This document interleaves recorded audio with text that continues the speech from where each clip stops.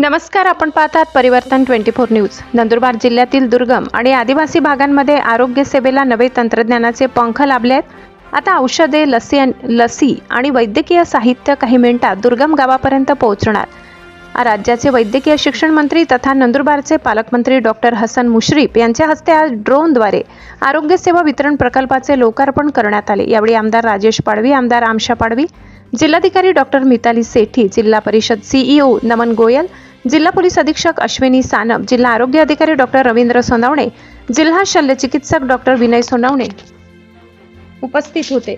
नंदुरबार जिल्ह्यातील धडगाव आणि अक्कलकुवा तालुक्यातील दुर्गम भागामध्ये आरोग्य सेवा अधिक जलद आणि प्रभावी करण्यासाठी जिल्हा प्रशासन, आरोग्य विभाग आणि IIT मुंबई यांच्या संयुक्त विद्यमाने हा अभिनव उपक्रम सुरू करण्यात आला आहे। या प्रकल्पाअंतर्गत ड्रोनच्या माध्यमातून औषधे, लसी, वैद्यकीय साहित्य, प्रयोगशाळेतील तपासणीसाठी आवश्यक नमुने थेट दुर्गम भागामध्ये पोहोचवले जाणार आहेत। त्यामुळे आरोग्य सेवांचा वेग वाढणार असून नागरिकांना वेळेत उपचार मिळण्यास मोठी मदत होणार आहे।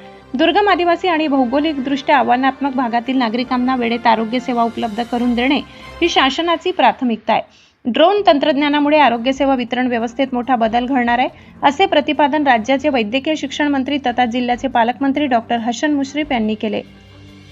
सध्या प्रायोगिक तत्वावर धडगाव तालुक्यातील प्राथमिक आरोग्य केंद्र बिलगाव ते साऱ्यादिगर या सुमारे 18 किलोमीटरच्या मार्गावर ड्रोन सेवा सुरू करण्यात आली आहे। या उपक्रमाचा लाभ झापी, बिलगाव, रोशमाड तसेच अक्कलकुवा तालुक्यातील मांडवा आणि जंगठी परिसरातील 33 गावांमधील 21,000हून अधिक नागरिकांना होणार आहे। विशेष म्हणजे पूरस्थिती, रस्ते संपर्क तुटणे आणि आपत्कालीन परिस्थितीत आवश्यक वैद्यकीय साहित्य वेळेत पोहोचवण्यासाठी ही सेवा अत्यंत उपयुक्त ठरणार आहे। नंदुरबार जिल्ह्यातील आरोग्य सेवांमध्ये तंत्रज्ञानाच्या मदतीने होत असलेली ही क्रांतिकारक सुरुवात भविष्यात राज्यातील इतर दुर्गम भागासाठी आदर्श ठरू शकते। अशाच ताज्या विश्वासार्ह बातम्या पाहत रहा फक्त परिवर्तन 24 न्यूजवर।